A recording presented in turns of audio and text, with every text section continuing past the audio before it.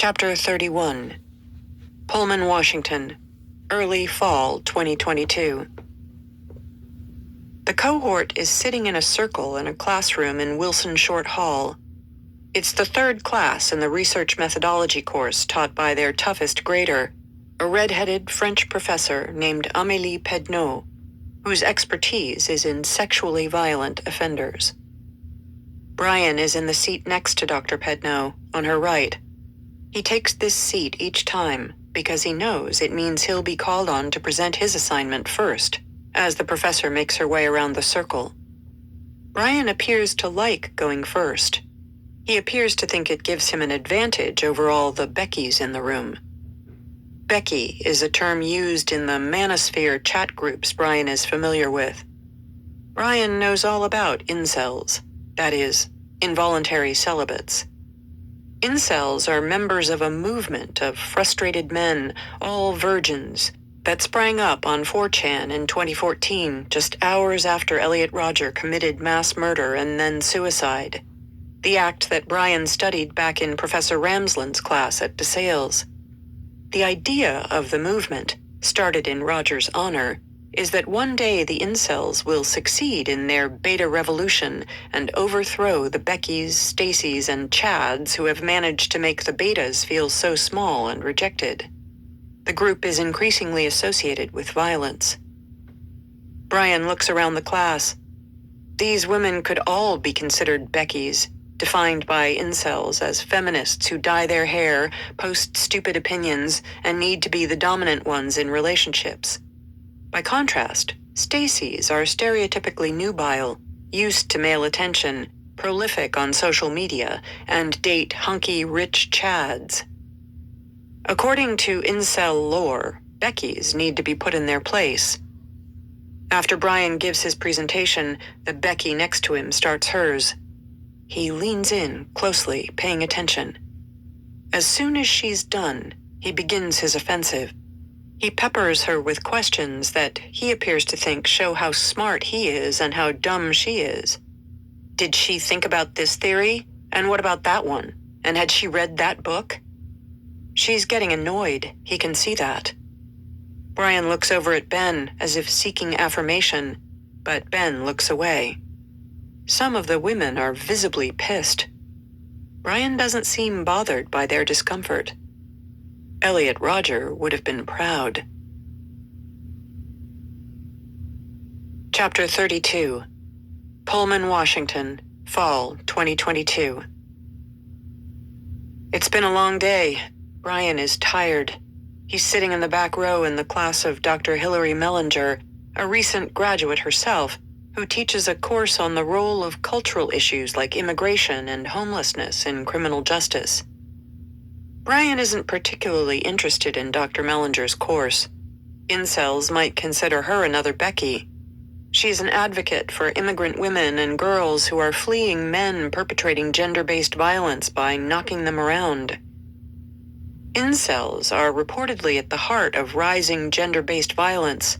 In 2018, a Canadian self-described incel, Alec Manassian, was motivated, he said, by a hatred of women to plow a van onto a crowded Toronto sidewalk, killing 11 people. He's been sentenced to prison for life, and he's become an icon in the movement. Dr. Mellinger interrupts his reverie. "Brian," she says suddenly, and she asks him a question about immigration that he hasn't prepared for. Did he even hear it correctly? Shit, he doesn't know that one. The Beckys have turned around and are staring at him. So is Ben, who observed later, you could kind of tell that he was trying to say something, but it just wouldn't come out. He couldn't find the words. Dr. Mellinger looks shocked. Ben said Brian looked like a dog caught in a thunderstorm. If his ears could have been pinned back, they would have been pinned back. He was just stiff as a board, didn't move, didn't speak, just kind of wide-eyed. Fortunately for Brian, this happens in the final few minutes of class. He's the last to leave the room, so no one sees his face as he heads to his car. No one can see if he's red-hot angry or red-hot ashamed. Either way, The stuttering, awkward guy, the real self he'd tried to leave behind in Pennsylvania, just appeared like a jack-in-the-box. He knows that you can put him back, but you can't erase the discomfort in what just happened.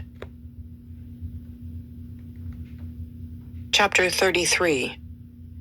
Pullman, Washington, Fall 2022. On page 118 of his manifesto, Elliot Rodger wrote, "I had nothing left to live for but revenge. I lived in a college town full of young, attractive students who partied and had sex all the time, and I didn't get to experience any of it. No one invited me to any parties. And in all the times I went out by myself to Isla Vista, none of the beautiful blonde girls showed any interest in having sex with me. Not one girl. These are crimes that cannot go unpunished. The more I thought about all these injustices that were dealt to me, the more eager I became for revenge. It's all I had left." Months later, the people physically closest to Brian, the members of his cohort, look for the smallest clue as to why it all went down. There will likely be a trial at which they hope to find answers, but this, or something like it, is what they speculate happened sometime that August. Brian goes for an evening drive. He drives and drives in the dark. He drives when he can't sleep, when he needs to clear his head, and when the nightmares and visual snow recur, which they are doing now. Tap, tap, tap. He's back in the basement and on Tapatalk, the online message board, back when he was a teenager. I feel myself slipping away. It's as if the ringing in my ears and the fuzz in my vision is simply all of the demons in my head mocking me. I fall asleep, but I wake up quickly to bloody screams. Is any of this here? Am I brain damaged? No? Then why am I like this? Brian has no one to share his hopelessness with, even if he could find the words to do it. The others don't seem to want to hang out. He knows the cohort gathers on weekends for a beer. No one has invited him to join them. Just like Elliot Rodger, who swung between two college communities, one in Santa Barbara and the other 11 miles away in Isla Vista, Brian has one other option to find a Stacy willing to date him. Moscow, Idaho, across the state border. He parks the car in town and heads to a place he's read about online, the Mad Greek. They serve vegan pizza. As soon as he walks inside, he notices the blonde waitress. With her long hair and sphinx-like blue eyes, she would definitely be marked as a Stacy by the incels. She's the epitome of the women who turned down Elliot Rodger. Her name is Maddie, like Elliot's childhood friend Maddie, who grew into someone who ignored Rodger. Will she notice Brian? She comes over to ask what he'd like. He knows what he'd like. Her. Chapter 34. Moscow, Idaho, August 21st, 2022. It's pitch black, but anyone can see Maddie sitting at her vanity, as clear as day, through the window. She has no idea who is out there in the parking lot looking. But neighbors, like Lexi Pattinson, see her nightly routine. They know that she always takes her time putting on her face, foundation, then blush, eyeshadow, mascara, or fake lashes. Sometimes she uses a curling iron to style her long blonde hair. Anyone who didn't know Maddie's name would learn it in an instant, because the letters spelling it out are in the window. Anyone can see right into her room's pink interior and discover the minutiae of her life as a cutesy girl who likes order. Even her quilt is pink.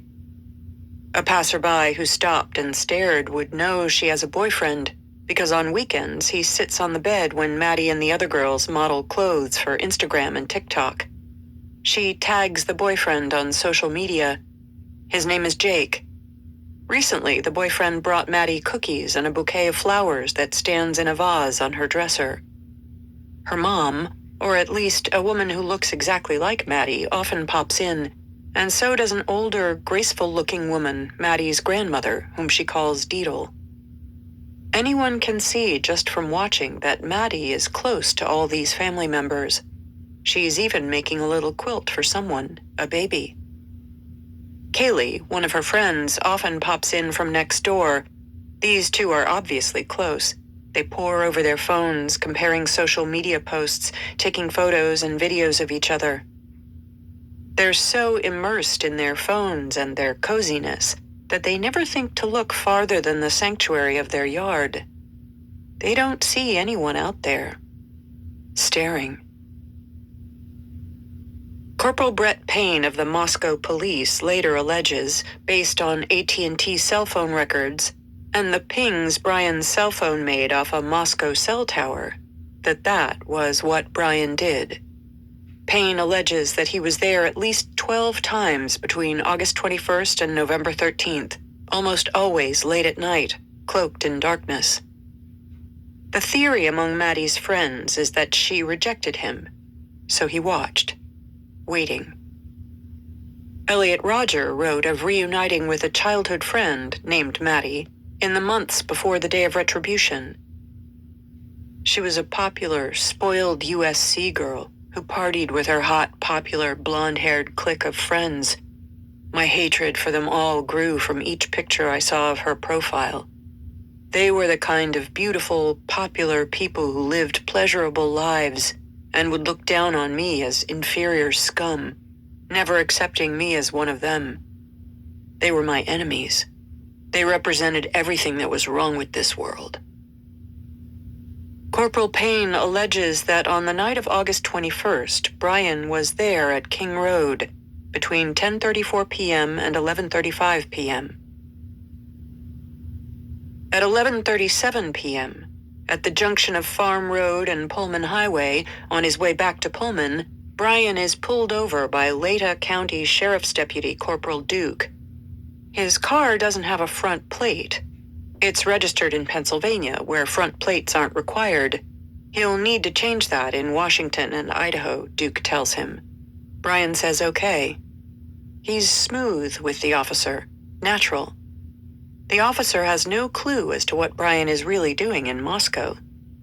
If Brian is asked about it, which he will be, he'll deny that he was doing anything other than going out for a drive, like he always does when under stress. He often goes out stargazing, he'll say. The police can't see into his mind. No one can.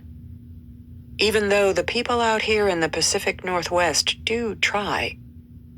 Boy, do they try. Chapter 35. Pullman, Washington, Fall 2022. Cassie Hanziak is a WSU freshman majoring in psychology and minoring in criminology. Her largest class is the undergraduate criminal justice course with Professor John Snyder. With white hair and a mustache, Dr. Snyder is one of the most popular professors in the department. He's the reason Cassie wanted to come to WSU. She's excited. But as she sits attentively during Snyder's first class, Cassie encounters something off-putting. Rather, someone off-putting. The professor talks and talks for 40 long minutes, often calling on class members in his fun, benign way. A tall, thin guy with bulging eyes stands in front of the class, facing them the entire time. He has a coffee in his hand. He fiddles with it. Cassie wonders who the heck he is and why he's staring. The way he holds himself exudes, not confidence exactly, but self-importance, perhaps. Finally, Professor Snyder introduces him. This is your new TA, Brian Koberger. A couple of slides of a nice-looking family come onto the projector screen. Hi, I'm Brian, he tells the class. I'm here to continue my degree from Pennsylvania. I've got a master's in psychology. Here's my family. They look normal, Cassie thinks. Brian tells them he'll be here with Professor Snyder regularly and he'll be grading their papers. Then he sits down. Why didn't Brian just sit at a desk in the front row until he was introduced? Cassie wonders. Her neighbor whispers to her that this guy is weird. Cassie smirks. Cassie sees Brian twice a week, every time she has a class with Professor Snyder. There are 2 TAs, both guys. One often has his laptop in front of him. Brian just sits there staring at the class, fiddling with his coffee cup. He doesn't say anything. It's strange.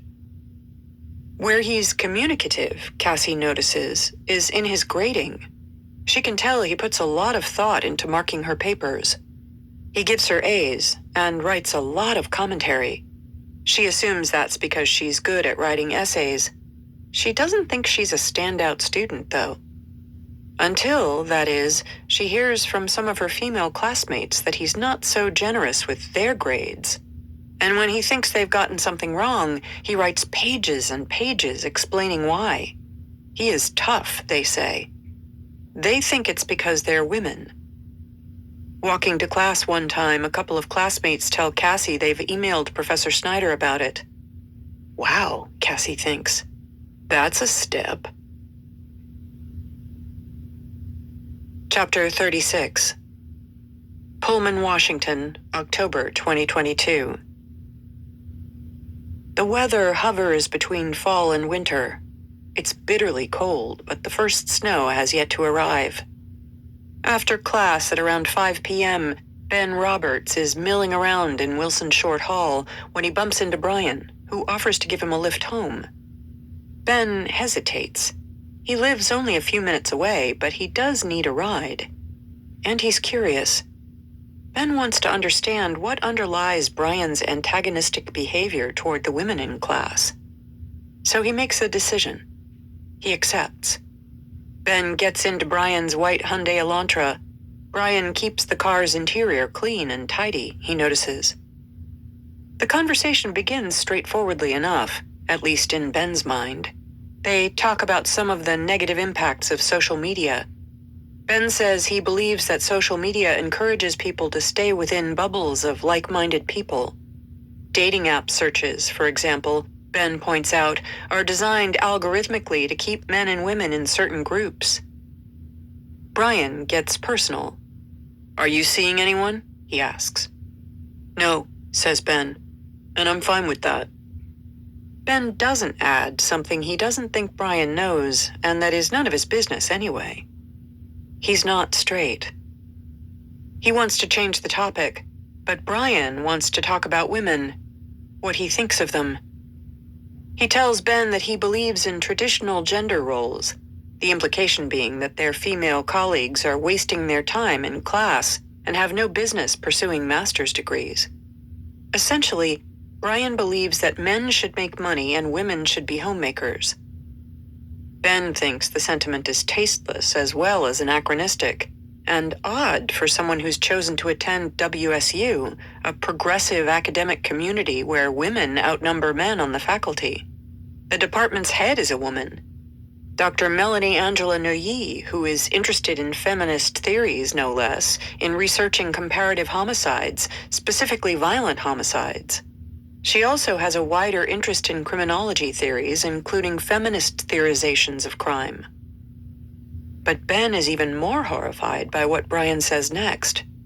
I can walk into any social gathering and get any girl I want. It's an extraordinary thing to say, and in Ben's mind, it puts Brian at creep level, and not just because Ben doubts, given Brian's weird physical appearance, that there's any truth to the boast. Ben doesn't rate himself highly as a specimen of physical attractiveness, but this guy? He looks more like Gollum than George Clooney, Ben thinks. He doesn't know that Brian has in fact seen a girl he wants and cannot get. A beautiful girl with long blonde hair and blue eyes. Brian continues talking, seemingly looking for a sign of agreement from Ben. When they arrive at Ben's place, he gets out of the car, hoping they're done. They're not. Brian asks to use his bathroom. He lingers in Ben's tiny sardine can studio apartment until 7:45 p.m. Both men remain standing for the conversation, because Ben only has 2 chairs and one of them is piled high with stuff. Ben does not consider these hours well spent. As for Brian, he probably realized Ben wasn't the kindred spirit he'd hoped he was. Chapter 37. Pullman, Washington, September 23, 2022. The way the cohort hears it, this is what goes down in Professor Snyder's office. Dr. Snyder calls Brian in to talk about all the complaints. Women have emailed him saying the TA is grading the female students unfairly, and some of his cohort say his interruptions in class are misogynistic. Professor Snyder informs Brian of what's being said and suggests he change his ways. "Stop interrupting the women," he tells the strange young man, or he says something along those lines. "They're complaining. Stop writing them essays on their essays. It's offensive. Be generous and brief." A rumor goes around that Snyder makes the point that the undergraduates cannot be expected to have the same level of knowledge as Brian. Snyder is trying to be helpful. But apparently, or so they hear later, none of them was in the room, obviously, Brian's anger spills out of him. Fuck it, no more point pretending. Something sends him out of control. "They deserve what they get," he says. The professor sees that Brian might be smart, but his Achilles heel is a big ego and a high opinion of himself. And there's something deeper that sets Brian off, something ugly. Professor Snyder thinks he hears Brian mutter, "They don't belong in the classroom." But he can't be sure. So in his report on the altercation to the higher-ups on the faculty, he focuses on what he cannot ignore, the young man's anger. A week or so later, on October 3rd, Department Chair Melanie Angela Neuilly and Graduate Director Dale Willits call Brian in to discuss his lack of norms of professional behavior. Professor Willits is there as a witness, so there's a record of what happens in the meeting, which, it turns out, will be needed. Brian listens, but he doesn't hear them. He's angry, defiant. He says he wants to meet his critics head-on, have a discussion in class, explain his grading. He graded his students poorly because they didn't know the topic well. After he leaves, the faculty members are concerned. There's no way Brian's discussion with his students is likely to go the way he thinks it will. Chapter 38. Pullman, Washington, November 2022.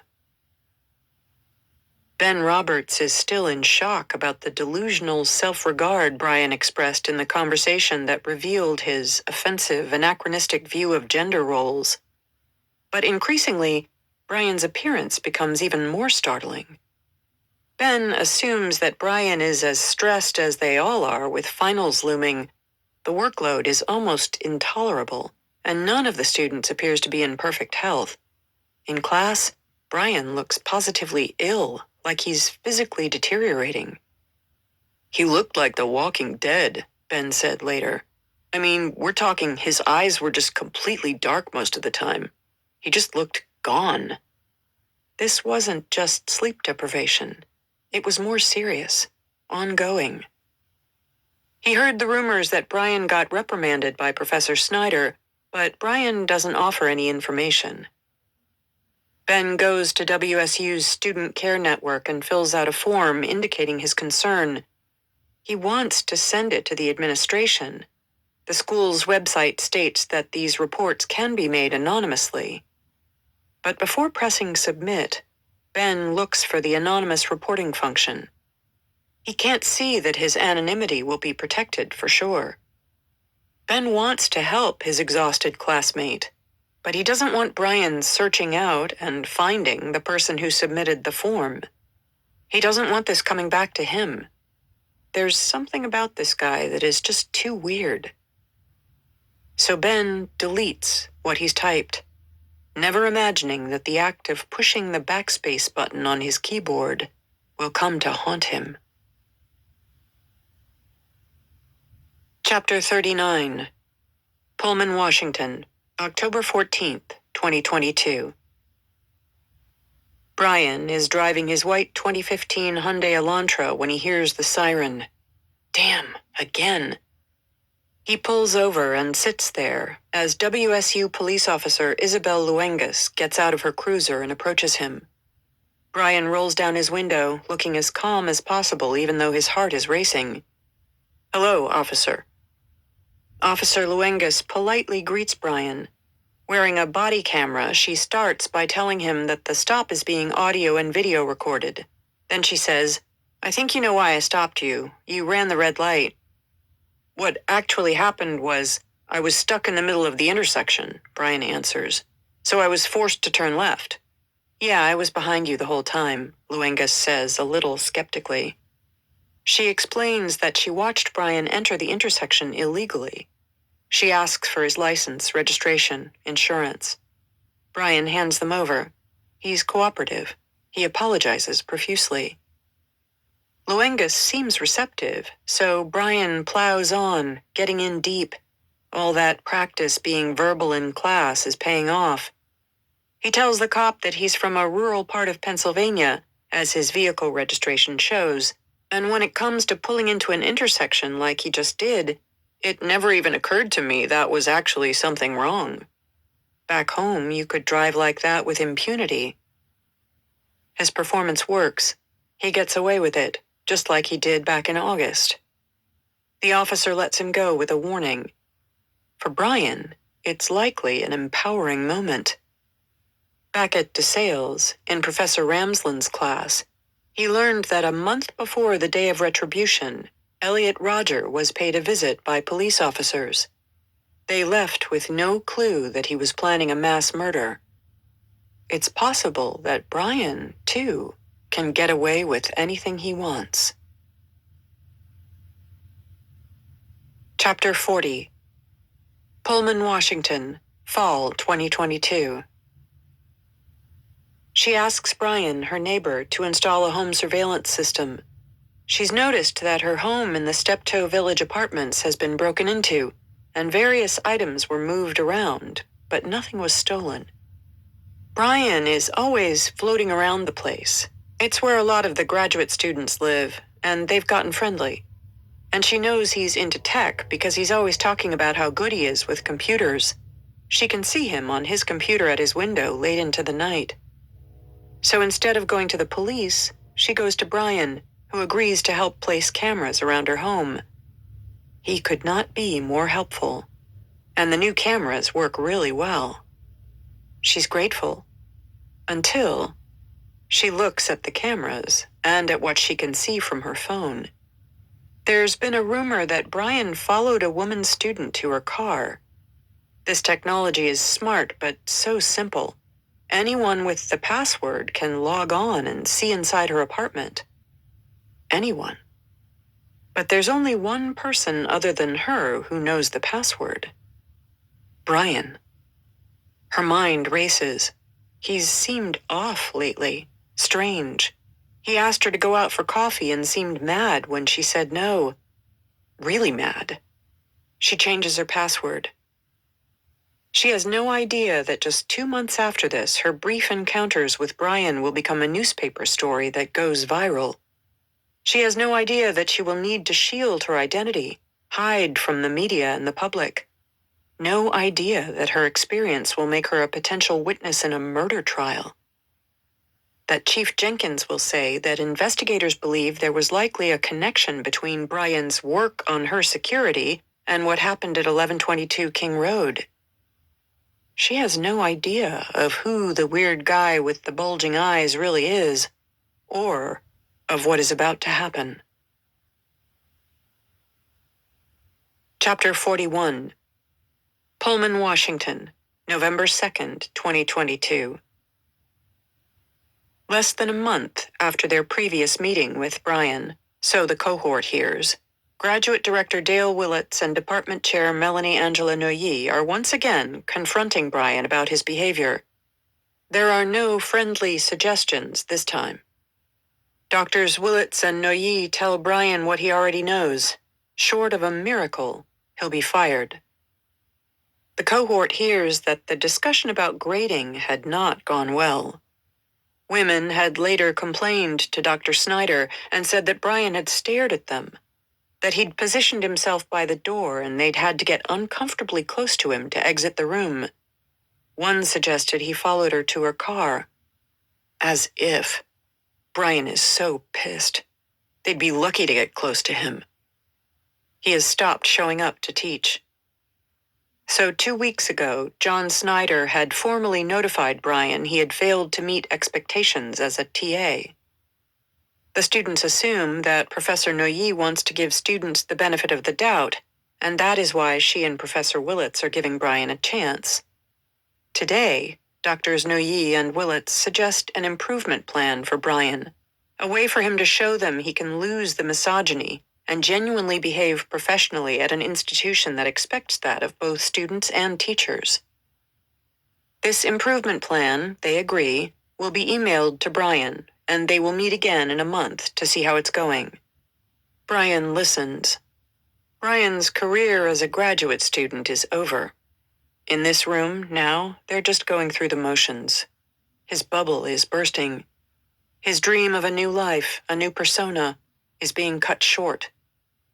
Professor Snyder emails the plan to him the next day. It contains words like courtesy and respect, the kind of thing he considers politically correct bullshit. So they want change.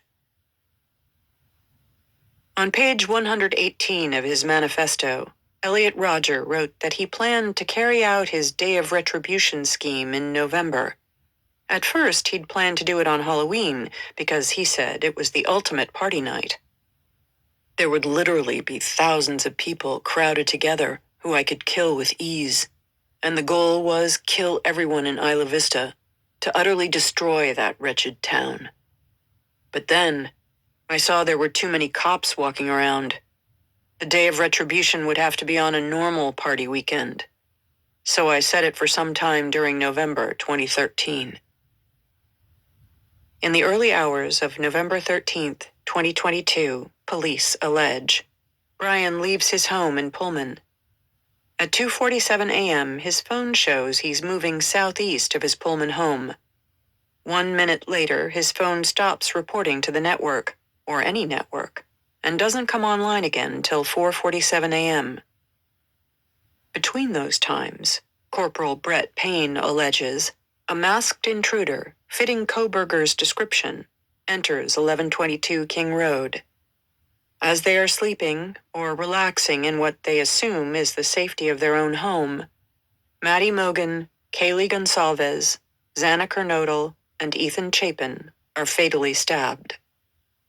What no one knows is why. Part 3. The First 6 Weeks. Chapter 42. Moscow, Idaho, November 13th, 2022.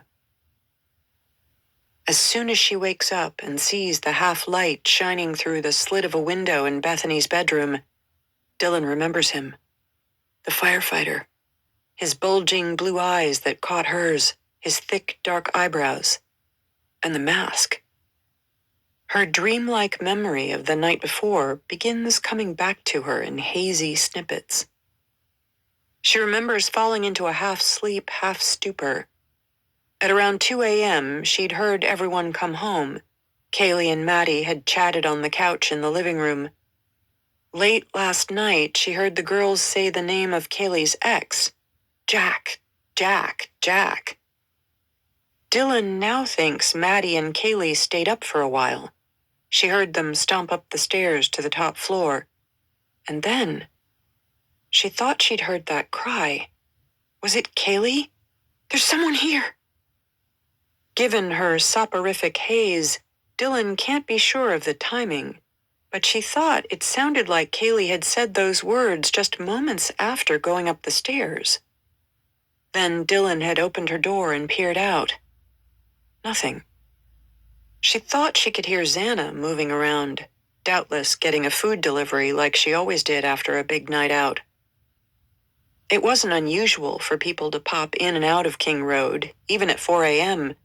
It was a party house, and people knew to come in through the sliding doors by the kitchen. Everyone in their circle, even their parents, knew that the lock was broken. You just had to lift the mechanism up and the door released. So Dylan went back to bed. But as she lay down, she thought she heard Xana crying. She opened her door again, and she thought she heard an unmistakably male voice say, "It's okay. I'm going to help you." Then there was a thud, a whimper, and Murphy began barking and barking. Murphy never did that in the middle of the night. Dylan shut her door, freaked out. Her heart thudding, she waited some more. She opened the door a third time, and then she saw him, the firefighter. Or that's what she thought he must be, since he wore a mask and was clad head to toe in black. He had something in his hands. A vacuum, maybe? Was there a fire? Where was the smoke? She was confused. He was walking toward the back sliding doors. Their gazes locked for a split second. Dylan was momentarily frozen, but she quickly closed her door and locked it, heart pounding, waiting for further sounds. She remembered being scared and looking around her room for her taser. The battery was dead. She listened and listened at the door, but after that, there was just silence. Whoever he was, whatever he'd been doing, he was gone. Dylan wondered in that moment if she'd gone crazy. How wasted was she? That was when she reached out to Bethany and the others. And eventually, after getting no reply for 10 minutes and seeing that her phone was dying, she'd gulped, opened her door again, and raced down to Bethany's room, where she'd locked the door and climbed into bed with her best friend. Her other housemates must be sleeping, she told herself, and she fell into an uneasy slumber. When she woke up around 8 a.m., early for a Sunday, Bethany was already awake. She'd spoken to her parents and told them about Dylan's panic, paranoia most likely, the night before. Dylan has had crazy thoughts before when completely drunk. So at first she thinks it must have been a nightmare, which now has passed, just like the dark. She and Bethany lie in bed, both on their phones. Dylan tools around on Instagram and then on Indeed. At 10:23 a.m., she texts Maddie to see if she's up. No biggie, she thinks, when there's no answer. But the clock ticks on, and as Dylan sends messages on Instagram and Snapchat, there's still no noise from upstairs. At 11:29 a.m., she texts Kaylee. Still nothing. Now the panic from last night sets in again. Dylan turns to Bethany. What if whatever Dylan saw was real? Bethany calls Jenna McClure, one of their besties. She says she'll come over. And Dylan decides to phone Emily, her big, the person she trusts the most on campus. Surely Emily will fix this. She has to. Chapter 43. Moscow, Idaho, November 13th, 2022. Emily Allant is at her apartment in the building next door having breakfast with Hunter Johnson, Josie, and Lyndon when she answers Dylan's call. Can you come over? Dylan asks her big sister. I don't really know if I was dreaming or not, but I think there was a man here and I'm really scared. Can you come check out the house? Emily is amused. It's not the first time Dylan has said crazy stuff after she's had a few drinks. Ha ha. Should I bring my pepper spray? She teases. Emily takes the time to find a sweatshirt before trotting toward the King Road house. But Hunter, driven perhaps by some sixth sense, is ahead of her. He enters the house and passes Dylan and Bethany, who are barefoot, hands over their mouths, crying. They wait while he goes up the stairs and heads to the passage that will take him to Xana's room. The first sign that something is very wrong is that Xana's door is cracked open a few inches. Xana never sleeps with her door open. But Hunter soon sees that Xana isn't in bed asleep. She's lying on the floor as if she'd fallen backward into the room, Ethan is motionless in the bed behind her. There are rivers of blood. Adrenaline takes over, as does a strong protective instinct. He goes back down to Dylan and Bethany. "Call 911, he says. "And stay outside," he says as calmly as he can. He turns and heads back upstairs, where he goes into the kitchen and gets a kitchen knife. Is the person who did this still here? He heads across the hall back to Xana's bedroom. When he's at her doorway, he hears someone coming up the stairs. He turns around and sees Emily coming toward him. He stops her, putting a hand on her shoulders and talking as softly as he can. "You cannot go in there," he tells her. Emily doesn't understand. He tries again. "Emily, I don't think Xana's going to wake up," he says firmly. And Emily stops moving. She stops speaking. She's rooted in shock. "I'm going in to take their pulses," he says. Eventually, she turns and heads back down the stairs. Hunter goes into Xana's bedroom. He takes Xana's pulse, knowing that he won't feel a beat. He doesn't. And then Hunter goes over to the bed, to his best friend, Ethan, lying there, facing the wall, peacefully but lifelessly. Again, there's no pulse. He now walks around the room, checking the closets. There's no one there. In a trance, he walks out of the bedroom, knife in hand, and stands in the living room. Meanwhile, the others are outside on the phone with the emergency responder. The operator is asking them to stop passing the phone around, but in their panic, that's all they can think to do.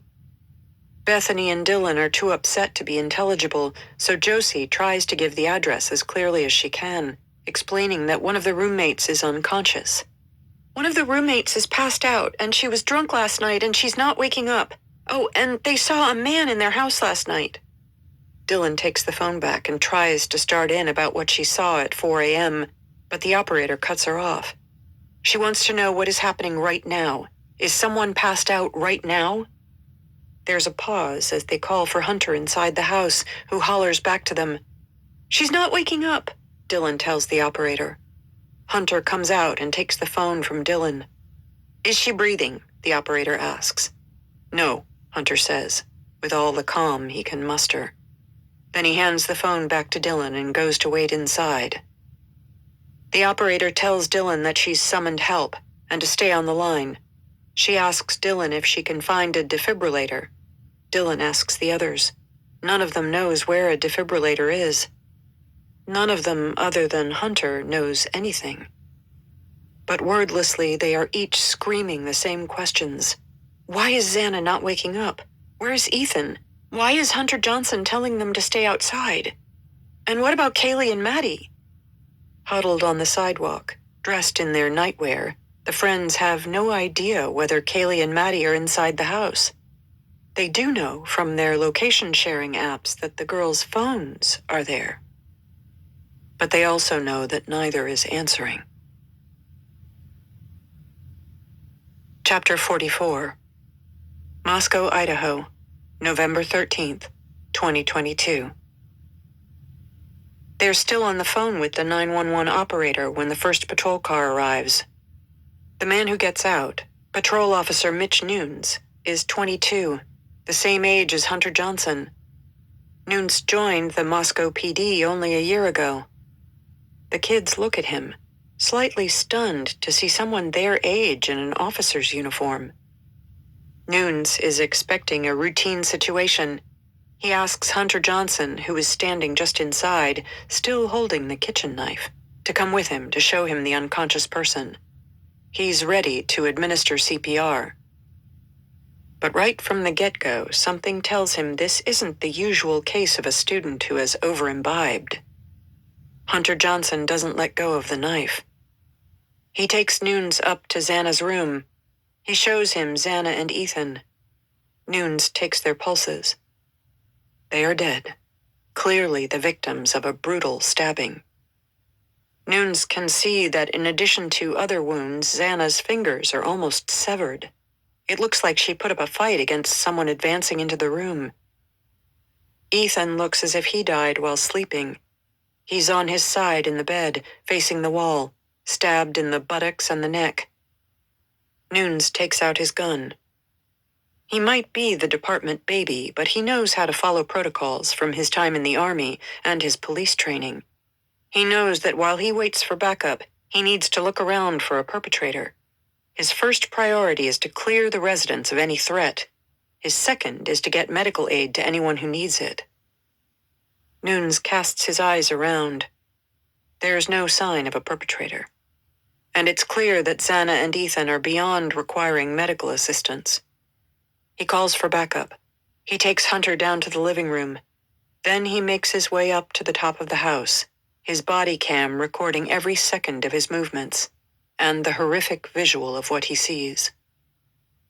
Upstairs, on the top floor, Nunes finds a dog, a golden doodle, in the room on the left. He enters the room on the right, Maddie's room, and sees two young women, Kaylee and Maddie, lying in Maddie's bed, also stabbed to death. Even before he takes their pulses, he knows they are dead. Nunes hasn't seen anything as horrific as this in his short time at the Moscow PD. The last murder in town happened long before he joined the force. Two other patrol officers, Corbin Smith and Eric Warner, are on their way, but Nunes knows he needs to go up the chain of command fast. This is way serious. Chapter 45. Moscow, Idaho, November 13th, 2022. It's 12:30 p.m. on what ought to be a lazy Sunday, but someone is shaking Hunter Chapin awake. "Cooper?" he says groggily to the guy who climbed up the ladder to his sleeping loft and is prodding him.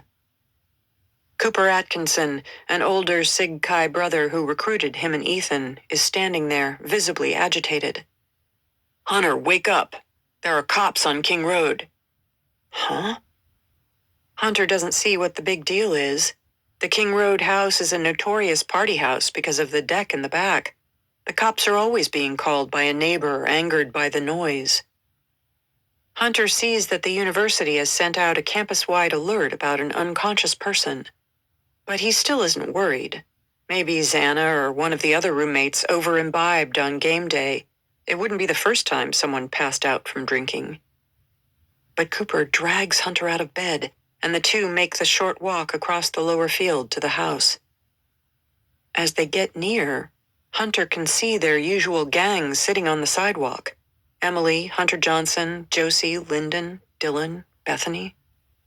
Where's Ethan, he wonders. Oh, he answers his own question. Ethan is probably helping the cops inside. He'll be helping whoever is in difficulty. That would be typical of Ethan. Xana's not on the sidewalk either, so maybe the person who needs help is Ethan's own girlfriend. Hunter scarcely notices that Cooper leaves his side once he catches up to his group of friends on the sidewalk. Because there's something in his friends' faces that tells him that the world has just ended. They don't speak.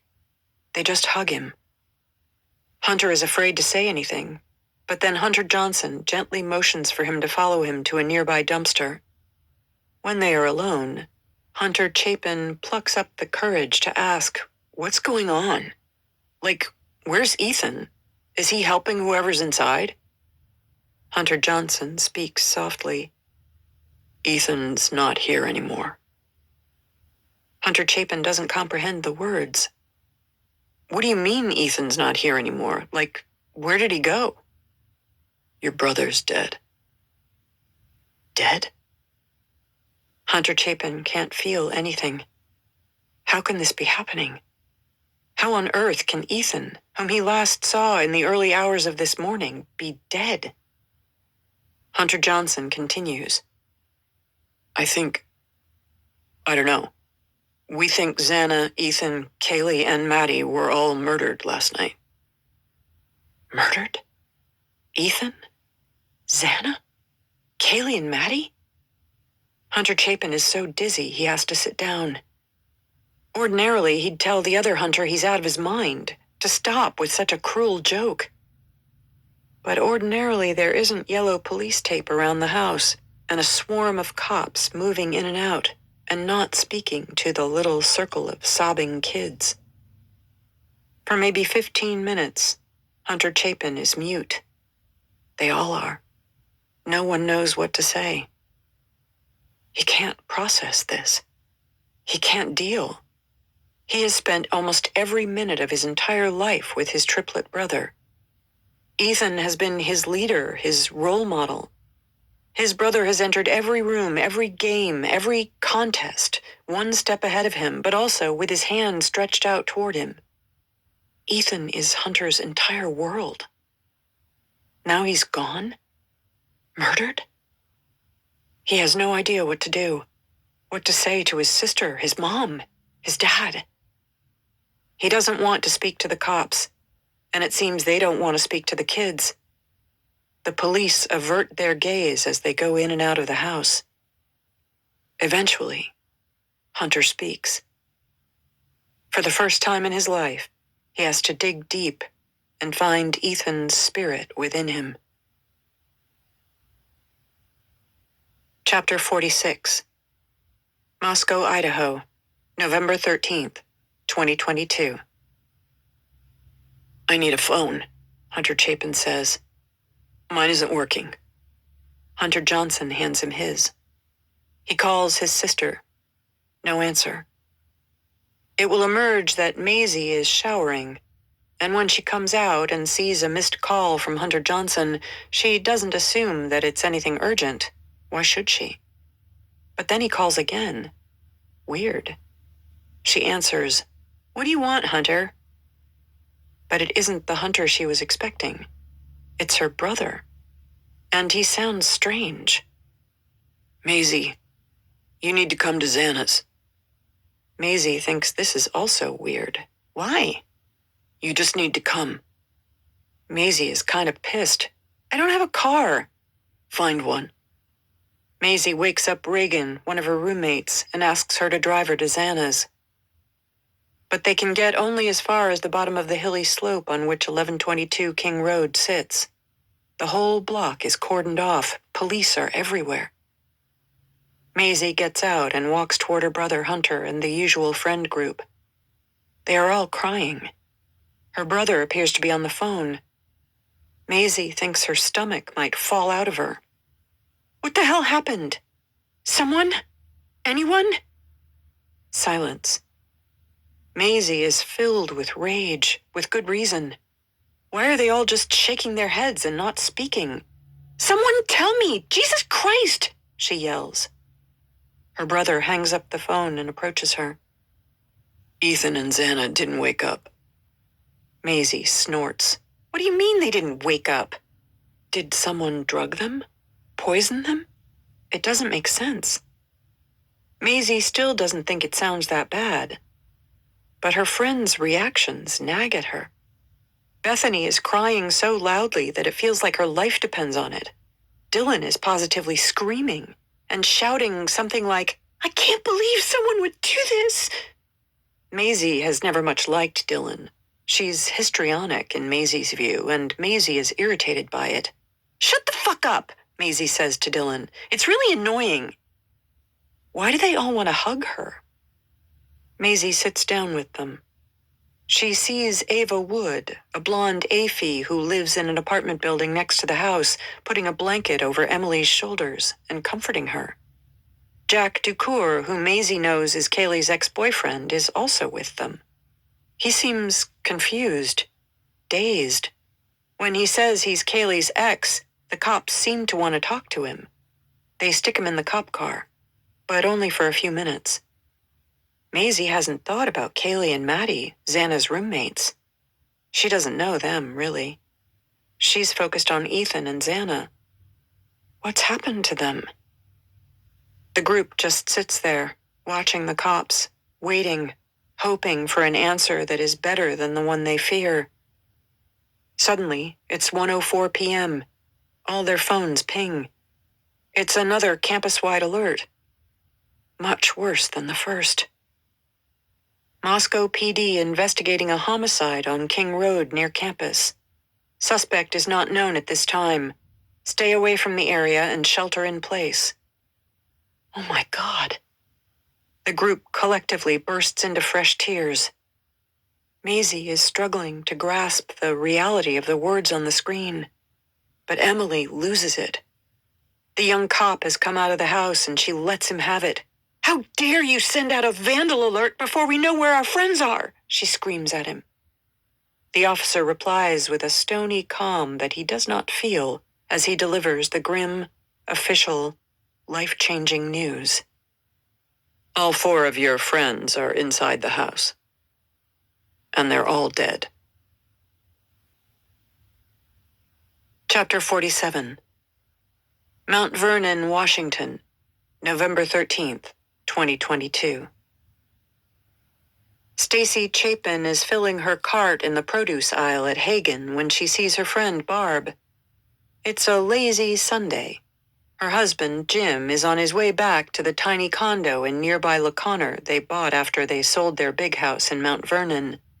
He's been at his workshop at a sawmill outside of Coeur d'Alene, a mammoth 6-hour-plus drive away. Jim left at 8 a.m., so Stacy has plenty of time for a catch-up. She puts her basket down to exchange news with Barb. When her phone rings and she sees it's Maisie calling, she figures no big deal. She'll call her back when she's finished talking. Although, as she thinks about it, it is unusual for Maisie to call. Normally, she texts her mother and they arrange a time to talk. Of all her kids, the quickest to communicate is Ethan, from whom she's yet to hear this morning. Which is odd. She texted Ethan a few hours ago asking him for photos from Maisie's formal last night, but he hasn't responded. Ordinarily, he's the first of her kids to reach out in the mornings, no matter how heavy the night before. And usually, when she texts him, he answers right away, no matter the hour. It's like there's a psychic bond between them. Anyhow, no big deal. Stacy carries on talking. When she's finished, she sees that Maisie has called her multiple times. Now she's trying her again. This time, Stacy picks up. "Maisie?" she says. But it isn't Maisie. It's Hunter calling from his sister's phone. He's on speaker. Stacy can hear wailing in the background. "Ethan's not here anymore," Hunter says. Stacy doesn't understand. "Well, go get him." Hunter tries again. "No, you don't understand. He and Xana aren't here." Stacy is growing impatient. Like Maisie, she doesn't suffer fools. So get in the car and go find them. What is that? Crying? Hunter says, "Mom, you don't understand. They're not on this earth anymore." Stacy doesn't believe what her son is telling her. She abandons her cart in the aisle, walks out of the store, and calls Jim from her car. He's just dropping into the Skagit Valley. He's almost home. "I think something's happened to Ethan and he's been killed," she says. Jim doesn't understand. He can't process. But he knows one thing, and so does his wife. Whatever's happened, they have to get to Hunter and Maisie. Right now, they have to get to their kids. Chapter 48. LaConner, Washington, November 13th, 2022. Stacy and Jim Chapin meet at their condo in LaConner, Washington, and get into Jim's black Chevy Tahoe. They have a 6-hour drive ahead of them, and the Sunday afternoon traffic sucks. Hunter and Maisie call and tell them they're being asked to go to the police station, and that they'll be handing over their phones to the cops. Which means that for most of that drive, Stacy and Jim cannot reach their kids. Stacy feels as if she'll burst. Why aren't they hearing anything from the police, from the university, from anyone? She phones the emergency cell number for the university that parents of incoming students are given. She chews out the person who answers, asking why no one from the school is communicating with her about her son. The voice on the other end says that's because there's a protocol with emergencies, and the police are the ones in charge of situations like this. In perhaps the only time in the aftermath of her son's death, Stacy momentarily loses her cool. That's not good enough, she yells. She has no idea to whom she's talking. In that moment, she's not interested. But being Stacy Chapin, soon she wants to find him and apologize. For now, she just wants the snarled traffic to move. All she wants is to get to Hunter and Maisie and tell them that no matter what has happened to Ethan, they are still a family, and they are going to be fine. Stacy, the mother hen, is going to make sure of this. She is going to be there for Maisie and Hunter. She is going to be there for Ethan, whatever has happened. She is going to be there for Jim. She doesn't have a clue as to how they are going to get through this, but she is going to do her damnedest to protect her brood. Family first. All the plans she and Jim had of traveling, retiring, those belong to the past. They are quite gone. Hunter and Maisie need to hear one message from her. Whatever happened to Ethan, they are alive, and they are going to be fine. She will make sure of it. It's what Ethan would want. Chapter 49. Clarkson, Idaho, November 13th, 2022. What a beautiful Sunday. Blaine Eccles, the UI Dean of Students, is nearing the Costco in Clarkson, near Lewiston, a 40-minute drive from Moscow. He's admiring the morning. He and his wife, Shelley, are doing the grocery run they normally do every 6 weeks. He's seen a vandal alert about an unconscious person, and he hopes whoever needed first aid received it and is okay. More than likely an alcohol-related mishap after game day. Not unusual. But as they are about to pull into the Costco parking lot, his phone rings. It's Tyson Barrett. "Blaine," says the police captain. "We've got 4 dead bodies and we think they may be students." "What?" Eccles gestures to his wife to go on into Costco. He sits in the car and speaks to the captain. "We don't have it confirmed yet, but given the proximity of where they are to campus, at King Road, and their ages, it's a good chance they are." "Call me back as soon as you know anything," says Eccles. Just like the police, Eccles has a checklist of what to do and whom to call. His first call is to University of Idaho President Scott Green. His line is busy, so Eccles suspects someone else, Tyson probably, is giving him the news. Then he calls the provost, Tory Lawrence, and informs him. Jake Nichols, the director of campus safety, is temporarily unreachable because, it will emerge, he is on a boat on a river. Eccles leaves a voicemail asking Greg Lambeth, the director of the counseling center, to phone him as soon as possible. Lambeth, it turns out, is hiking in the woods. But the small group of people he can reach have an impromptu conference call, then decide to convene ASAP on campus. Eccles goes into Costco and retrieves Shelley. He asks her to drive so he can set about putting things in order. Eccles is trying to stay one step ahead of what to do, what to set in motion. Barrett mentioned that the manner of the deaths was suspicious, but Eccles has no clue as to how the 4 students, if indeed they are students, died. He wonders if it's drug-related. More likely, he thinks, they were shot. So, when a bewildered, irate Stacy Chapin reaches him, he genuinely has nothing new to tell her. He doesn't know what happened. But even if he did, he explains, it's up to the police, not him, to talk to her. He notes that she doesn't ask his name, that in her panic she may not be aware that it's him. Eccles does not know Stacy Chapin, but he knows who she is. When you're the dean, you notice when triplets enroll. Doesn't happen every day. Nor does a mass murder.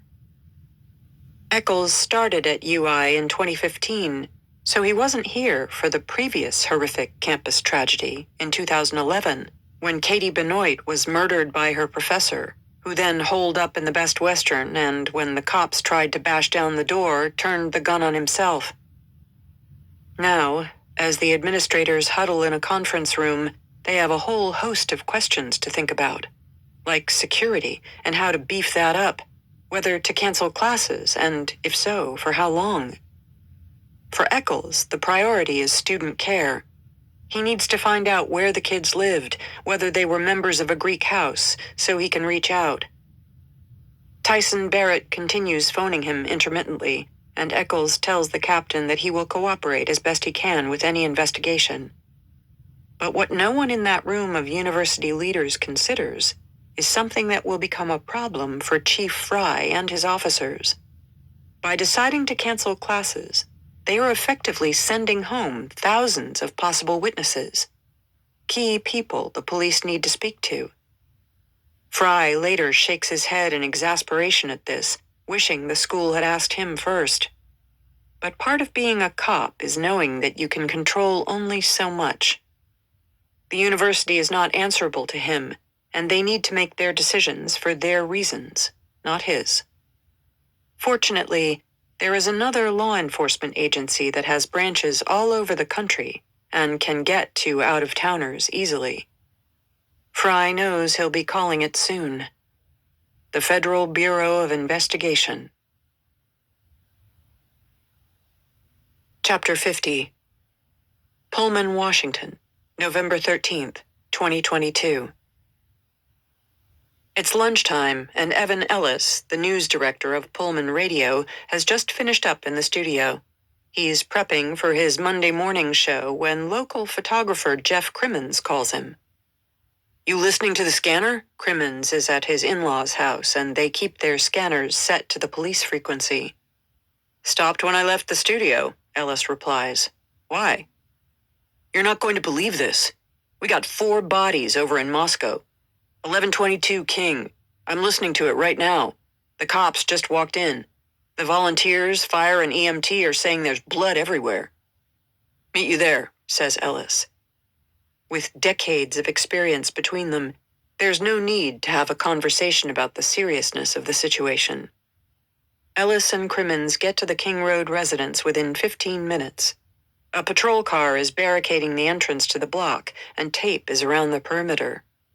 Ellis can see a group of 4 or 5 kids sitting on the sidewalk in a circle, all sobbing uncontrollably. He's never heard wailing like this. There is terror and tragedy in those cries. Ellis has been to and reported from every major crime scene in the area over the past 20 years. In 2007, he even arrived at an active shooting in Moscow. Outside the sheriff's office, Lee Newbill, a police officer, was killed, and 2 others, including Sheriff's Deputy Sergeant Brannon Jordan, were injured. As a journalist, Ellis practices old-style reporting. He has values that, in the coming days and weeks, prove vanishingly rare. He believes that off the record means off the record, and that sources are to be protected.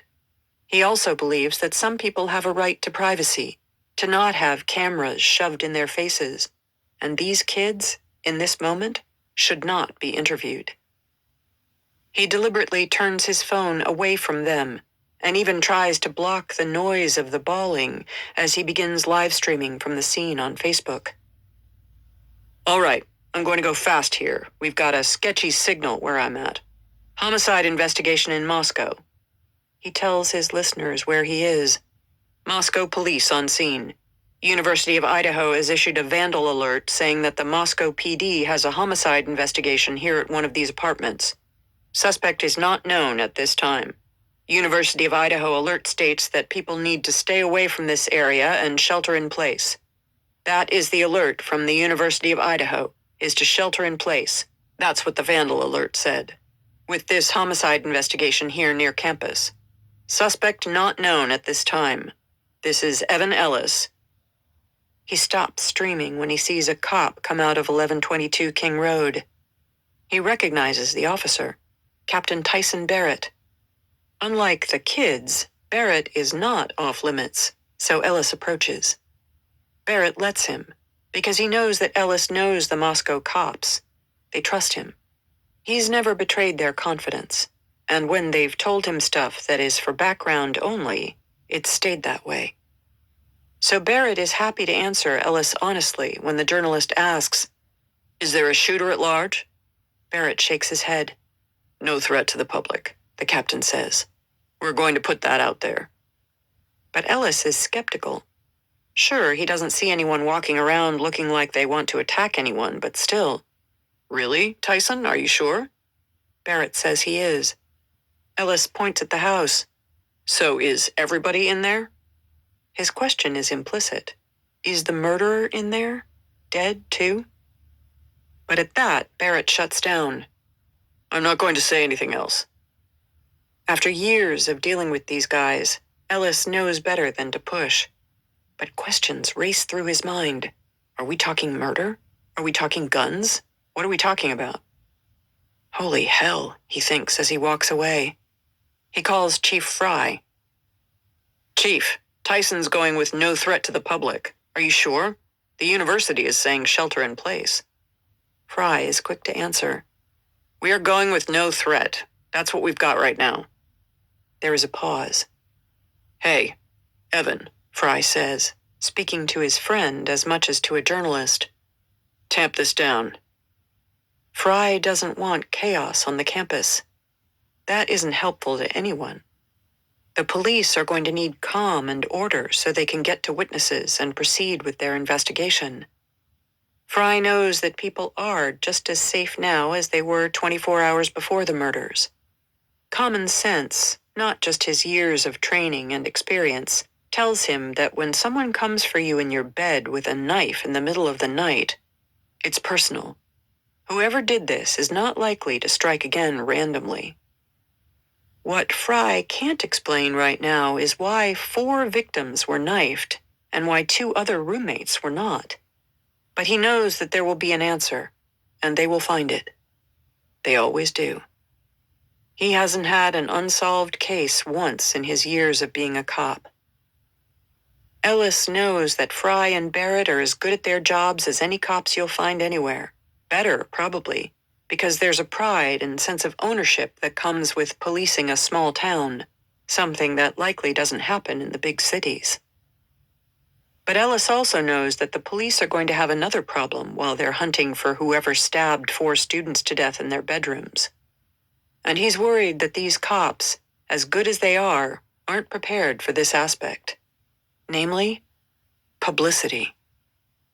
Everything about this crime, the age of the victims, the proximity of the house to the school, the fact of there being 4 of them, the fact that they were in the safety of their own beds, the fact that there appear to be survivors in the house, the fact that this is Moscow, safe little Moscow. All of this means that this story is going to be big. Way bigger than the town's mass homicide in 2015, when John Lee, the troubled son of a beloved local couple, shot and killed his adoptive mother, his landlord, and a restaurant manager, and injured 1 other person. Way bigger than the sordid saga of Katie Benoit and her professor. Bigger than the 2 Wells brothers gunning down a member of the Vandals football team. And bigger than Charles Capone strangling his wife and dumping her body in the river.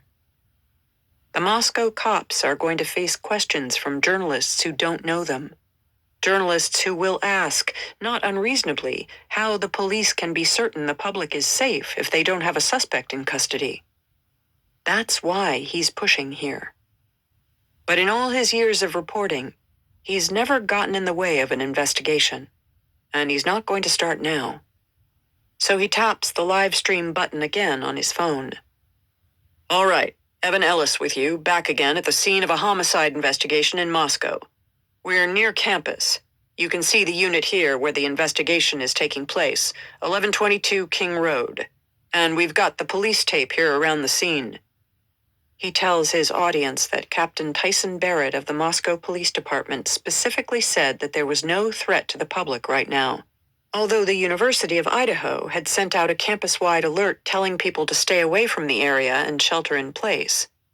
The key here, he goes on, is it's Moscow Police Department investigating. They do not believe this case represents a threat to the public at this time. And again, that's different from what we've heard from the University of Idaho on their alert.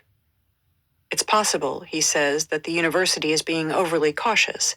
And he reiterates that the police are saying there is no threat to the public at this time.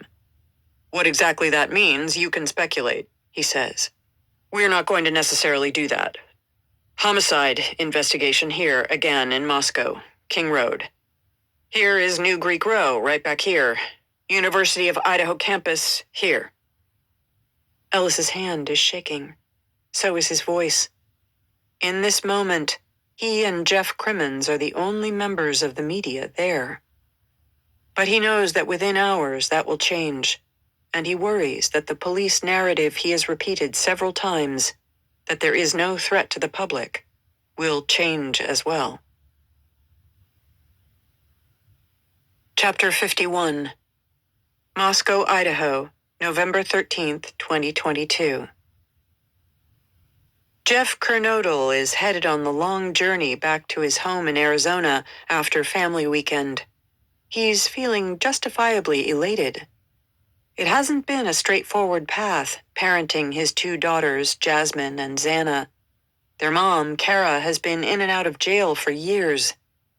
When Jasmine and Xana were little, Jeff got full custody. It was not easy being a single dad, juggling children and a job, and more recently a move from Post Falls, Idaho to Arizona. But he and his daughters are as tight as can be, and his daughters are tight with each other. He smiles when he thinks about the fact that they are just 15 miles apart, Jasmine at WSU, Xana at UI. Two beautiful young women, full of life, laughter, hope, and love for each other. Jasmine is a rising senior, studying business marketing and digital technology. Xana has mentioned wanting a career in digital marketing or maybe sales, but she's always been the more carefree of the two. The one who laughingly has always said she has no plans for the future. But Jeff noticed this past weekend that she's changing. She wanted him to meet her boyfriend's parents, Jim and Stacy. Nice people. She's never had a serious boyfriend before, and Jeff can tell she's nuts about Ethan. So nuts, she's thinking about a future with him. Why, though, did she not phone earlier? He'd thought they might have brunch today, but he didn't hear from her, so he hit the road. His phone rings. It's Jasmine. She's crying. "Dad, you need to turn around." His heart drops. "Meet me at Xana's house," is all she says. When he gets there, it's cordoned off and swarming with police officers. Jeff tells them he's Xana's dad, and an officer asks if he and Jasmine can please follow him to the station. When they get there, they are ushered into a room where an officer gently tells them there have been 4 victims of a homicide, and that Xana is one. Jeff is speechless. What can you say to such a thing? There aren't words, just tears and agony. Chapter 52. Rathdrum, Idaho, November 13th, 2022. It's lunchtime, and Steve Gonsalves is exactly where he likes to be on football Sundays, in his living room in front of the TV watching the Seahawks game, surrounded by his noisy family. He moved to Rathdrum, Idaho because he wanted to make life easier for his wife, Christy. The cost of living was cheaper. The state was safer than California. He wanted her to quit her job as an accountant at Chevron and be a full-time mom if she wanted to. She didn't, because that's Christy for you. Independent, strong, a great role model. She'd decided to become a teacher. Steve's a proud girl dad. 4 of his 5 kids are daughters, but they all love football. Their cousin, Bryce, is hoping to get recruited by a college team. An extra bonus today is that his eldest daughter, Olivia, will soon be home for Thanksgiving. She lives in LA, where her husband, Robbie Stevenson, works in post-production on the series Ted Lasso. But that morning there was a scare. Steve just discovered he has Ramsay Hunt syndrome, an inflammation of the facial nerve caused by the chickenpox virus. Olivia is 22 weeks pregnant with her 3rd child, and Steve is worried about possibly being contagious. So he and Christy are on and off the phone to Olivia, figuring out if it's safe for her to visit. So when they call Olivia yet again, she doesn't sound surprised to hear from them. But then Christy says, "I think something's happened to Kaylee." They were not expecting Kaylee back from Moscow until Tuesday. She had gone to show Maddie her new Range Rover and hang out with her friends. But Kaylee's younger sisters, Autumn and Aubrey, have been getting strange calls from Kaylee's friends about police being at King Road. Something weird is happening there. An unconscious person? Then there's a vandal alert about a homicide? They try Kaylee. It goes to voicemail. They try Maddie. It rings, but no answer. They try Jack. No answer. But they start to see photographs of the King Road house coming online. It's surrounded by police tape. The Gonsalveses are flummoxed. Where are the police? Why hasn't anyone said anything to them? Olivia phones Maddie's mom, Karen Laramie, to ask if she's heard anything. Karen says she's already on her way to Moscow. She, too, has received alarming messages, but nothing from the police. She promises she's going to bring both girls home. But Karen doesn't get to the King Road house. The police reach her when she's almost to Moscow and tell her to go to the police station. The Gonsalveses, meanwhile, are sitting, waiting, hoping, praying that Kaylee and Maddie are okay. It's another few hours, between 4 and 5 p.m., before the police show up on their doorstep to deliver the shocking news that Kaylee is dead, and so are Maddie and 2 others. When Steve and Christy ask how and why, the officers have no answer. After they leave, Steve heads upstairs to the bedroom he shares with Christy. He shuts the door and weeps. Tears of shame as well as grief. He's the family protector. He moved here to Idaho to keep his family safe. And he couldn't protect Kaylee and Maddie. When Christy tells her the news, Olivia goes numb. And then she takes control of the things she can. She tells Robbie they need to get into the car with their 2 kids and drive through the night, 20 hours, to get to Rathdrum and her parents. She doesn't want to fly because she doesn't want to be trapped with strangers in an airport. She wants to work while Robbie drives. She wants to talk to whoever Kaylee talked to in her last hours alive. In the passenger seat, she goes into detective mode. Kaylee is on their mother's cell phone plan, and Olivia knows how to pull up her sister's phone log online to see who Kaylee called and who called Kaylee. She phones the people her sister spoke to, and she follows every lead she can find. By the time she and Robbie pull up in Rathdrum, late afternoon the next day, Olivia already knows a few things. Kaylee was at the corner club just after 1 a.m. Kaylee called a rideshare driver from the grub truck at 1:50 a.m., and she got into the car with a friend. Olivia knows this because she reached the rideshare driver via text message. She knows that the friend was Maddie because she was told by the driver that the grub truck had a camera on the roof and was live streaming, so she pulled up the video on Twitch and saw Maddie and Kaylee waiting in line. She knows the 2 arrived home safely at 1:57 a.m. because she tracked down a neighbor's Ring camera footage. And she knows that Kaylee's last call that night was to Jack. Olivia tells her parents she's certain that Kaylee's murderer wasn't someone known to her. Olivia never met Xana and Ethan, but from Kaylee she knew enough about them, their life, and their friends. She is certain that no one in their group would have done this. She tells her father that she feels in her gut that whoever did this was a stranger. The mystery is why. When he looks back on Olivia's quick thinking, Steve can't help but be impressed by his eldest daughter. He's always been sad that with her smarts, she didn't go to law school after college. She'd chosen instead to go to Los Angeles with Robbie so he could pursue a career in film and entertainment. Olivia is fiercely intelligent. She scored 1,300 on the SAT, and, like her parents, she never takes no for an answer. Not from anyone. Kaylee was the same way. Here she is, pregnant, having driven with her husband through the night, 2 little ones in the back seat, on a mission to find answers. Steve makes himself a promise. He will not rest until whoever did this is brought to justice. That is what Kaylee would want. That is what Kaylee would expect. and Steve will not let the Gonsalves women down. Chapter 53. Moscow, Idaho, November 13th, 2022. This is the worst crime scene yet. Leda County Prosecutor Bill Thompson pulls up close to the King Road house and makes his way toward the police tape. He braces himself, knowing what lies within its perimeter. He's never had to deal with a crime this violent and of this magnitude, and Thompson has led the county prosecutorial office for 3 decades. The previous week was his 30-year anniversary.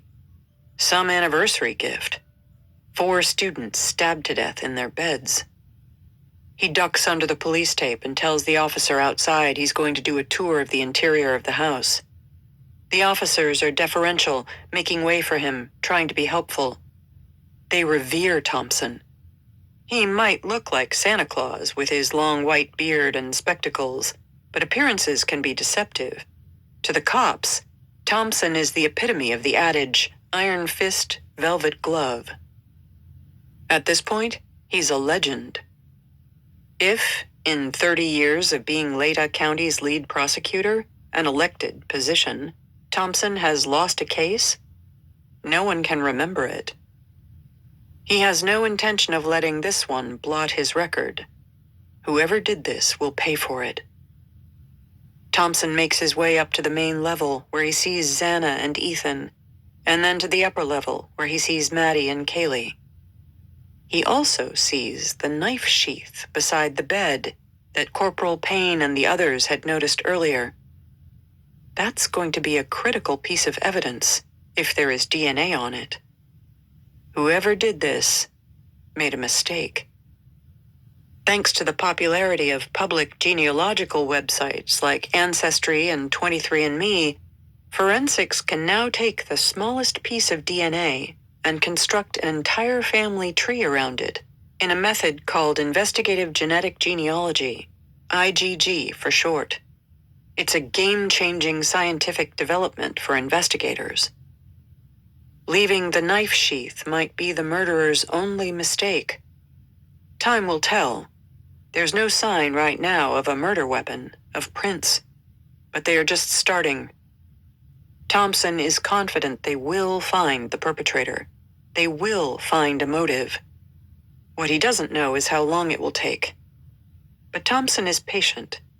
He prides himself on his patience. His most famous case was that of Moscow automotive repairman Charles Capone. In April 2010, Capone's estranged wife, Rachel Anderson, vanished. Her body was never found, but Thompson was nonetheless able to convict Capone of her murder because he waited and waited for 2 years until an accomplice who'd helped Capone strangle his wife and throw her body, wrapped in a tarpaulin, into the Snake River, started talking. Ultimately, he became Thompson's star witness and testified as to exactly what had happened. Capone was sentenced to life in prison. Another famous case was the murder of UI football player Eric McMillan, who was gunned down on campus by 2 brothers from Seattle, James and Matthew Wells. There was no obvious connection between McMillan and the Wells brothers, but again, Thompson was patient. He wound up indicting not just the 2 brothers, but multiple family members who'd committed perjury to cover up what had happened. So no one who has worked closely with Bill Thompson, and that includes all 36 members of the Moscow PD, considers him soft. True, he votes Democrat, which makes him unusual in a Republican state. True, he has advocated for the community to create more resources to treat mental illness, saying that this would prevent crime.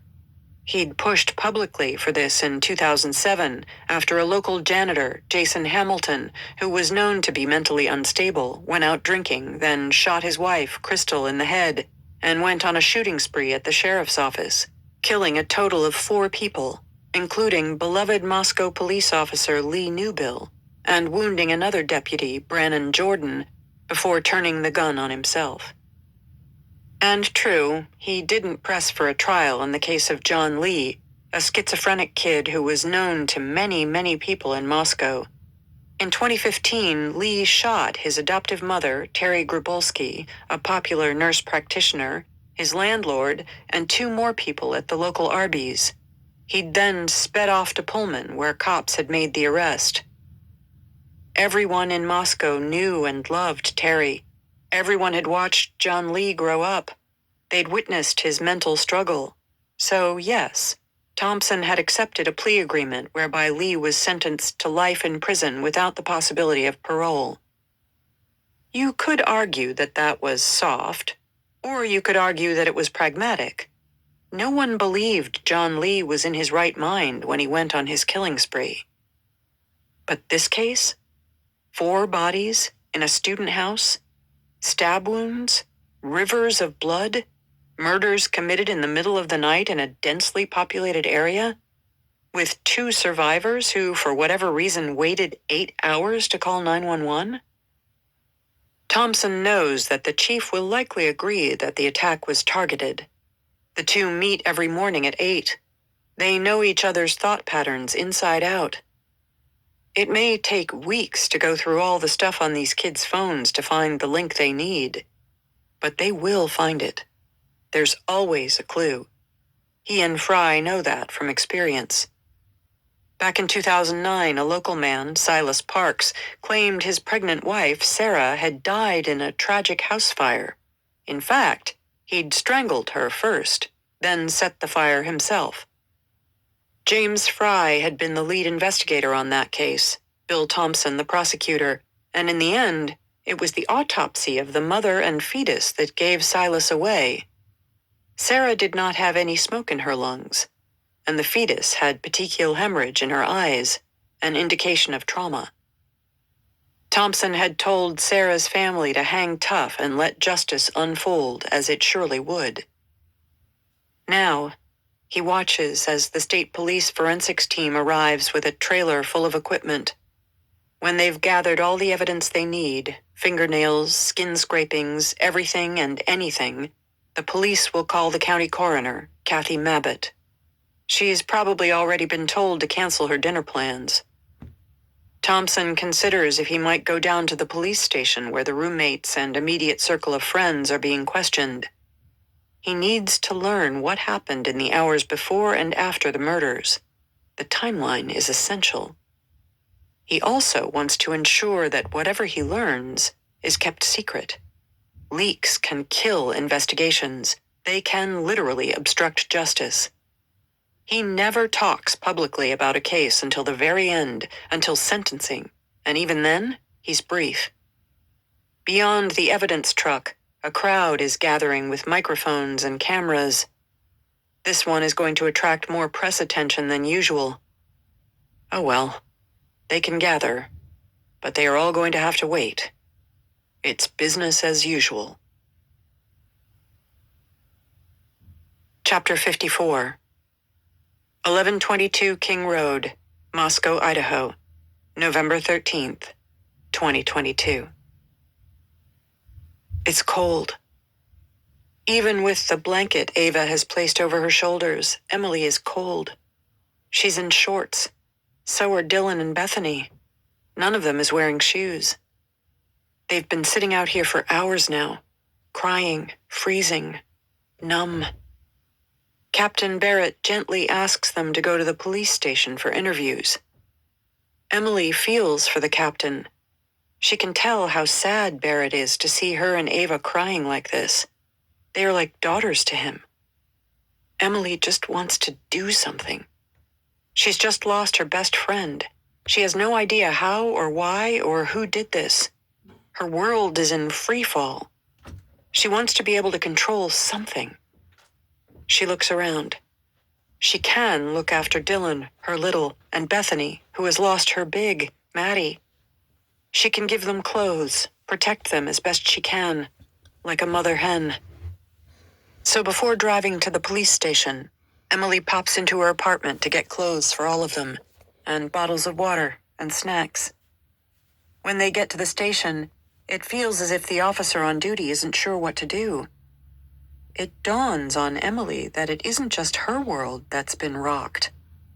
None of them, not even the police, are ready for a tornado like this. The friends sit together, mostly in silence.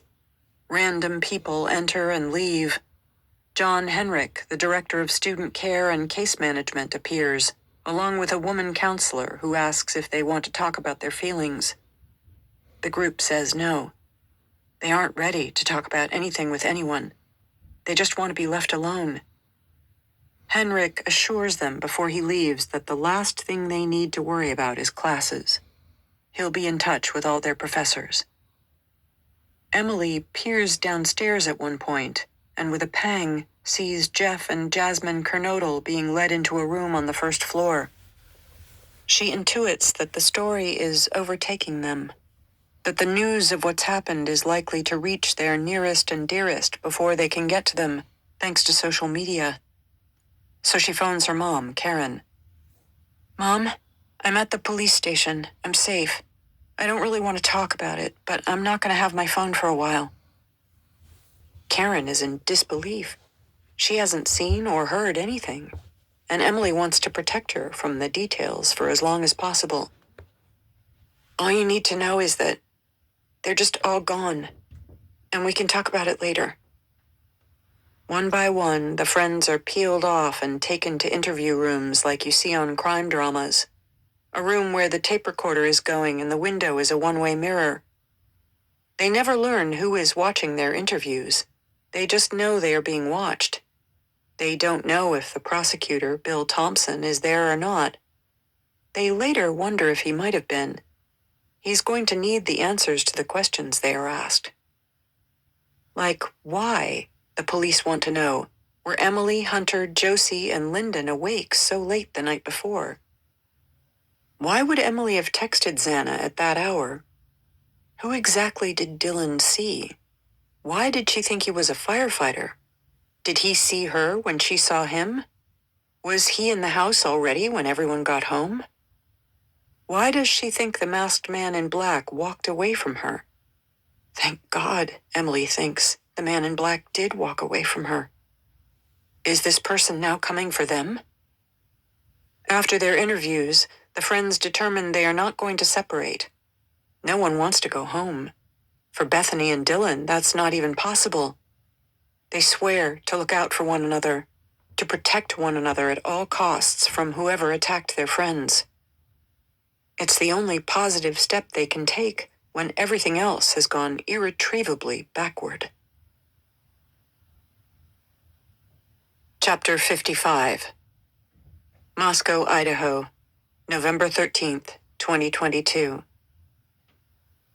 Daniel Ramirez, a journalist for the Argonaut, the University of Idaho's student newspaper, is getting coffee at the drive-thru with the Argonaut's editor, Hadia Tharik, when their phones ping simultaneously with a vandal alert warning students to shelter in place. Ordinarily, this sort of vandal alert is issued when there is a moose on campus. This time, it says there's been a homicide. The alert also tells them to stay away from the King Road area. So they do what every good journalist would. They head straight for 1122 King Road. They see the multitude of police cars and the tape. Standing in front of the house, directing the others, is Tyson Barrett, whom they recognize because he's the campus police commandant. They ask Barrett for a statement, but he only repeats the vandal alert with no further details. So Hadia and Daniel head to the Argonaut newsroom on the top floor of the Bruce M. Pittman Center to see what they can learn online.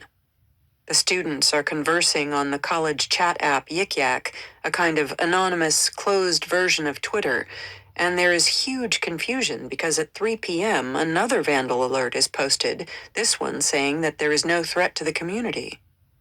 What does this mean? Daniel and Hadia can see that the students are confused and scared. Can they really walk around safely?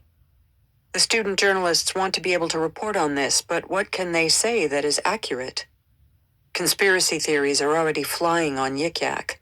So too are the names Xana, Ethan, Maddie, and Kaylee, but not in such a way that Daniel and Hadia feel they're reportable.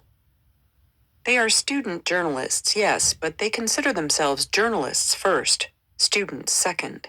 They take their job seriously. On Yik Yak, the consensus seems to be that 1122 King Road is a party house, so a lot of students are suggesting that fentanyl must have been involved. Maybe, it's even posited, the homicide has something to do with Emma Bailey, who was seen in the Whites, the apartment building next to the house, the weekend before. The following spring, Emma will be charged with the delivery of a controlled substance in connection with the death of another UI student. Prosecutors will dismiss the case. Could she have been at the King Road house last night? At around 5 p.m., a friend of Daniel's in a Catholic students group forwards something that Daniel deems the most reliable source so far as to the victims' identities. The students have been urged to pray for the 4 victims, whose names are given. Even so, Daniel and Hadia wait to publish anything until they get confirmation from the police. And they know from bitter experience that it's going to be tough to get much from the Moscow PD. Hadia is still waiting for the Public Information Officer, or PIO, to get back to her about someone she refers to as Knife Guy. A man dressed in black, riding a bicycle and holding a knife, had harassed a couple of people on Paradise Street back in September. Hadia had written that up and done a follow-up piece because the police had issued a report saying he was no longer a threat to anyone, but didn't explain why. Just like she's waiting for answers about the 2 other campus deaths that have occurred while she's been at the Argonaut. One student died of an overdose, a suspected suicide, in the spring. The Argonaut never wrote about it because the police never got back to Hadia about it. Another student, Hudson Lindau, was found dead in the creek in May. Sources said it was a direct result of hazing.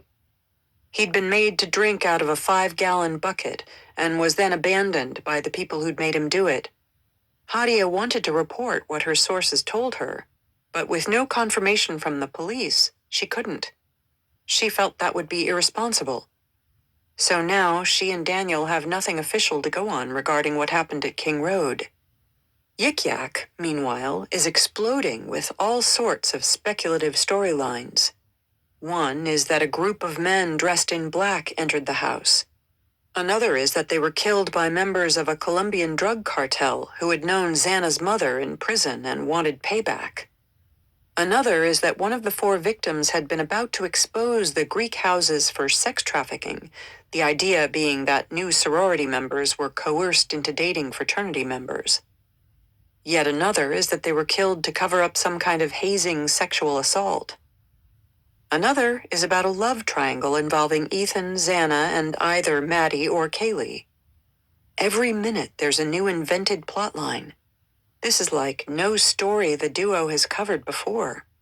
They aren't sure of protocol. Surely it isn't right to start reaching out to the victims' families so soon. Hadia feels that would not be respectful. She assumes, incorrectly as it turns out, that other journalists will feel the same way. That evening, Daniel sees that PBS appears to have a lead no one else does. A segment on the 4 homicides in Moscow comes on the news. According to the PBS report, the students were shot. Daniel and Hadia look at each other. How on earth can PBS know that? Did the police tell PBS something they are not telling other news organizations? Surely PBS can't have gotten it wrong. Can they? The 2 are confused, but also beginning to feel an emotion that will become all too familiar in the coming weeks, as members of the national media descend on their town and report a barrage of nonsense in the absence of facts. What they feel is disappointment. Chapter 56. Troy, Idaho, November 13th, 2022. It's dark by the time the police chief gets close to the crime scene.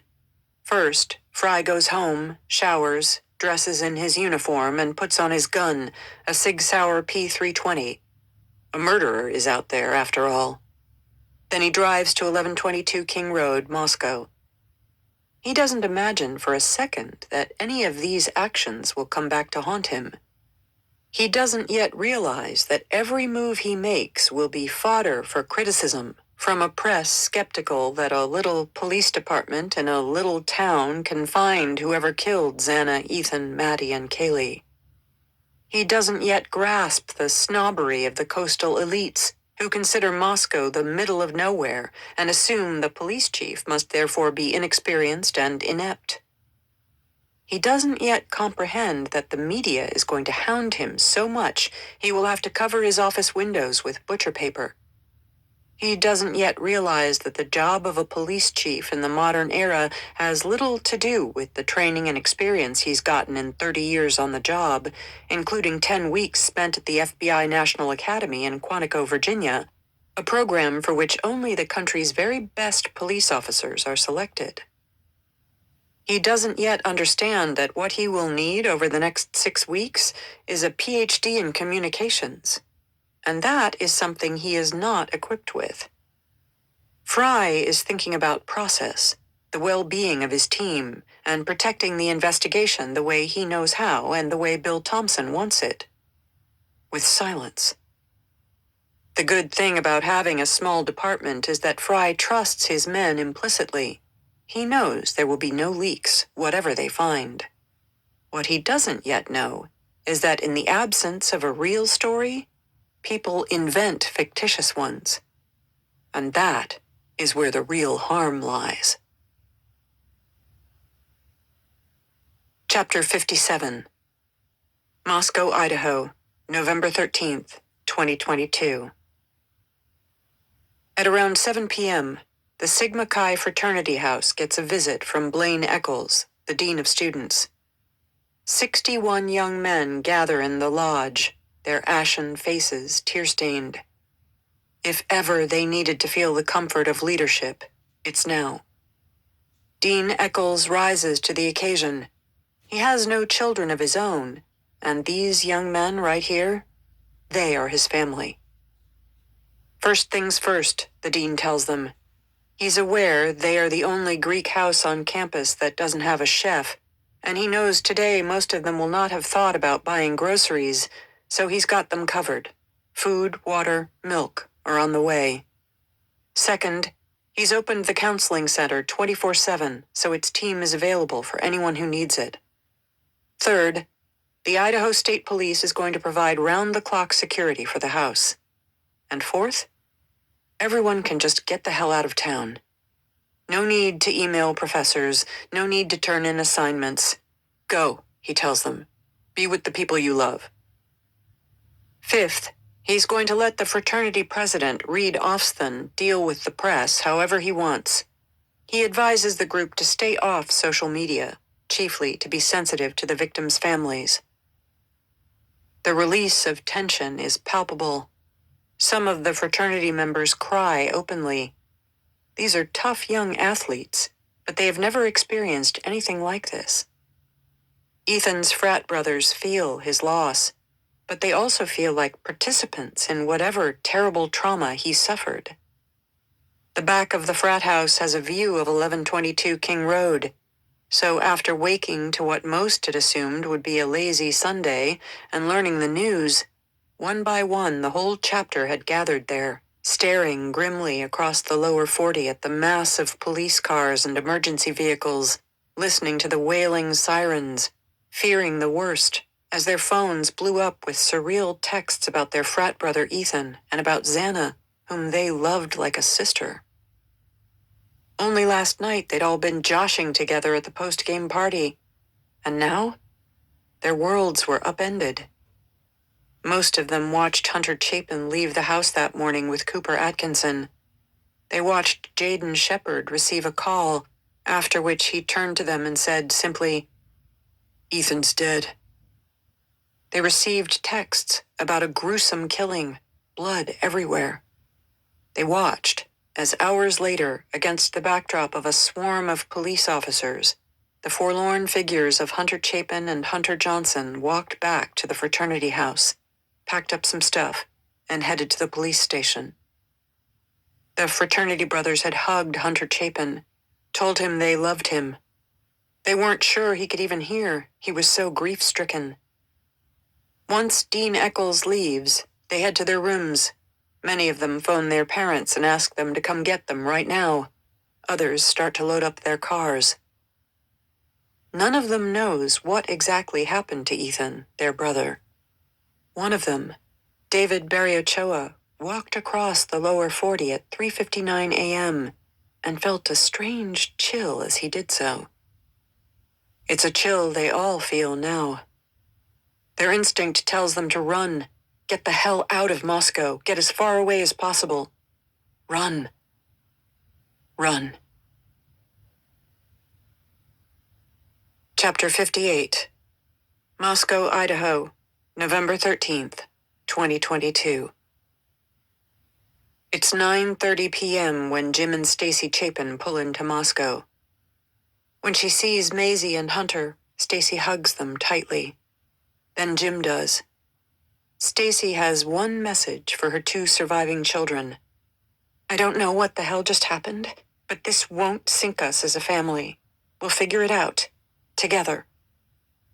They head to the police station for a so-called debrief, but the police don't have any information for them that they don't already know.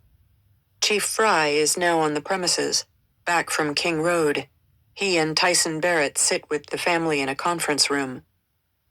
The chief is instantly struck by the strength and grace of both Stacy, a statuesque woman with long blonde hair, and Jim, her quieter, kind-eyed husband who is dependably by her side, not in front, not behind, but right there next to her. The worst part of this job is having to deliver news like this to families. And yet Fry is often impressed by the dignity and resilience of the parents and siblings he's gotten to know, some of whom he has forged close relationships with. Stacy Chapin is special. He can see that.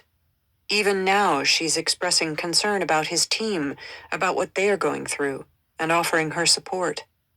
He tells her that they will find whoever did this.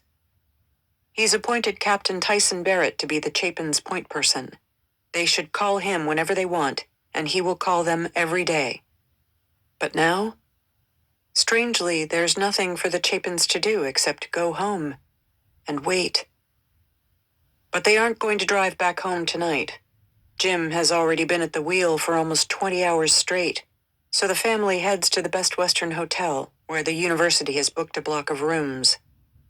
In the lobby, they encounter Emily, Hunter Johnson, Dylan, Bethany, Josie, Lyndon, and Ava, all huddled together, exhausted. Stacy hugs all of them, noticing immediately that Hunter Johnson and Emily are clearly in shock. Hunter Johnson can scarcely speak. Are you guys all right? She asks, knowing they are not. She asks if she can bring them food, water, blankets. She knows Emily and Hunter Johnson well, and in the absence of their own parents, she steps in. Her years as a school principal have taught her a thing or two about mental health, and she can see that Hunter has been especially traumatized and will need counseling. She's going to make sure that he gets it. She offers up there and then the same team in Moscow that the police have provided to help Maisie and her own son, Hunter, a gesture that strikes everyone as remarkable, given what she herself must be going through. In the coming days, weeks, and months, many people will marvel at Stacy Chapin's bandwidth and compassion for others in the face of personal tragedy. Stacy herself will later say that of course she checked on the kids and their families. What else could she have done? Deep inside, she's lost. But she knows that now more than ever she's needed as a mom. She's always been everyone's backbone. And she's not going to stop now. In Emily's hotel room, the friends huddle together. They are terrified, but also reassured when they hear sirens going on and off all through the night, the police cars circling. Bethany is withdrawn and quiet, but the rest of them take turns talking. Dylan, especially, is in full flow, reliving what she thinks she saw the night before. She realizes that the man she thought was a firefighter must have been the murderer. So why did he walk away from her? They'd made eye contact. If he was after Maddie or Kaylee, why did he kill Xana and Ethan? Had he been upstairs all along? Dylan thinks maybe he was, but how did he get in? The lock on the back sliding door is broken. Until now, that was quite useful because their parents and friends knew how to get into the house if they didn't have the code to the front door. But how did he know that? Emily asks what Dylan did after she saw the killer. Dylan explains that she raced into Bethany's room and slept there. She says she was scared, yes, but she hadn't wanted to trust her own instincts. Emily doesn't blame Dylan for telling herself at the time that she was drunk, tired, crazy, hallucinating. But she can see that Dylan, Bethany too, is likely headed into a shitstorm of pointed fingers for not calling the cops sooner. Emily doesn't blame her little for bolting herself in with Bethany and falling asleep. She too would likely have second-guessed herself in the same situation. Her maternal protective instincts kicking in yet again, she decides she's going to do her best to defend Dylan in the coming days. People come and go at all hours at 1122 King Road, she later explains. Your first reaction if you see someone at 4 a.m. just isn't going to be, oh, here's a guy who has come to murder us. Common sense tells you, oh, it's just someone visiting. But common sense is an approach this group has now dispensed with. Over the next days and months, all they will feel at night in the dark is fear bordering on terror, wondering who is out there, and if he is coming for them next. Chapter 59. Moscow, Idaho, November 14th, 2022. It's around 4 or 5 a.m., pitch black outside, but the Chapin parents don't even try to sleep.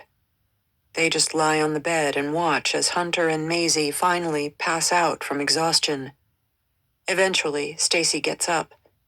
She wants to go for a walk. She needs to do something. Jim immediately says he'll come with her. He wouldn't dream of leaving his wife alone in this moment. It's freezing and they are bundled up. For once, this couple doesn't speak. There's no need. They simply stride. They exit their hotel and head north, toward the water tower and the Kibbe Dome, past the golf course that Ethan so loved and the arboretum where he went for runs. They go to the Sig Kai house, like they often do, expecting to be able to turn the doorknob, go in, walk through the house, and go back across the lower 40.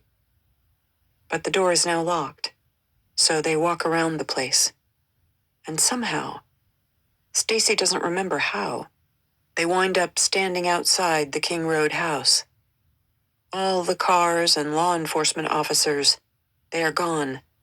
There is just one cop standing in front. It's eerily silent.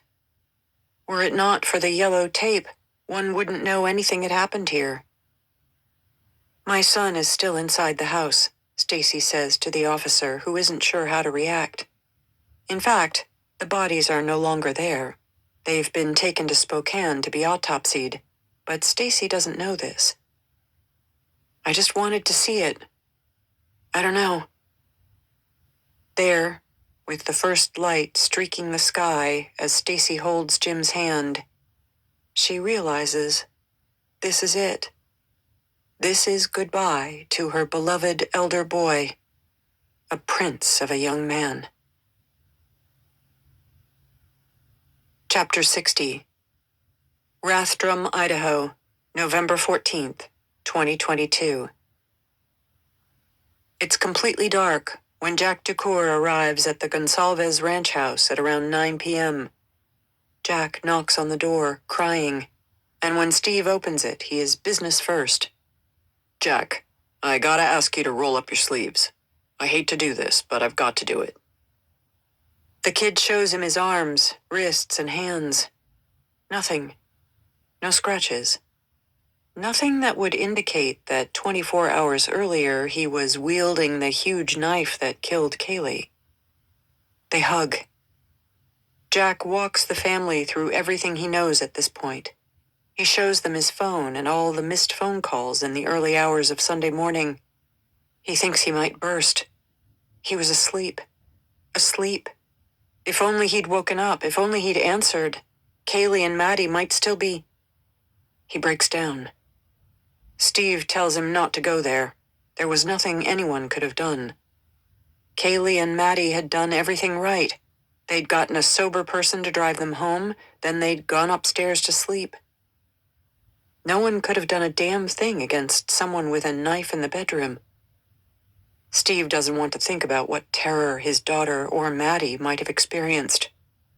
He will later say that the pain is like a splinter that's wedged deep beneath the surface of the skin. It hurts all the more because he feels as if someone should help remove it. But so far, there's no one out there helping him or his family. At least, no one official. What option does that leave him, other than taking matters into his own hands? Chapter 61. Moscow, Idaho, November 14th, 2022. Jim and Stacy Chapin continue their walk in the new, cold dawn. They pass by the Sig Kai house again. At the gate on Nez Perce Drive, they stop, shocked by what they see in the parking lot. The brothers are leaving the house en masse, flocking like birds caught in the winter snow, rushing to head south. When they spot the Chapins, they put down the belongings they're clutching. One by one, the brothers hug them as if their lives depend on it. Everyone here knows Stacy and Jim, because Ethan and Hunter were the lifeblood of the house. Even when Ethan was barred from living on the premises, he'd made a point of showing up to help with recruitment during rush week, working harder, putting in longer hours than any of them. For the worst of reasons, the dean has cleared campus. Though Thanksgiving break, to which they have all been looking forward, is coming early, none of them has any idea what the future holds, or if they'll ever return to this house, to this school. Their moms had called them home, Stacy later said. They were broken, all of them. This moment of togetherness, of solidarity in the face of fear and shock, is a foreshadowing of the way Stacy Chapin will handle the loss of her son in the weeks and months to come. She will fight to unite the living when she cannot bring back the dead. That morning, early, it isn't just the Sig Kai brothers who are packing up. There is a mass exodus out of Moscow despite the snowstorm that is descending. The kids who were hunkered down in the Best Western all go home. Classes are canceled. Anyone who can leave does. Stacy and Jim go back to the hotel. They, Maisie and Hunter, pile into the Chevy Tahoe and begin the winding 2.5-hour drive up the hills to their second home in Priest Lake. Thanksgiving is always their last visit of the year to this house. The weather makes it too dangerous to get here in the freezing months. Even now, it's hairy. Snow is blanketing the roads, and it's not clear what's streaming more, the white flakes outside or the tears rolling down the faces of the car's passengers. Jim, later, can only remember that his mind was anywhere but on the road. Just outside of Coeur d'Alene, before the steep climb up into the mountains, they hear sirens. Of all things, they are being pulled over. Jim rolls down the window when the state patrolman approaches. "It was our son that was one of the kids who was killed," he says. The officer blinks. "I'm so sorry," he says. There is no mention of whatever driving infraction Jim might have committed. "Just get there safely," he tells Jim. Stacy is taken aback. "It was a profound moment for all of us," she later said. A reminder that there was good in the world and that they needed to focus on the living. Jim grips the steering wheel and starts the engine. They head on up into the mountains, to be alone with their grief.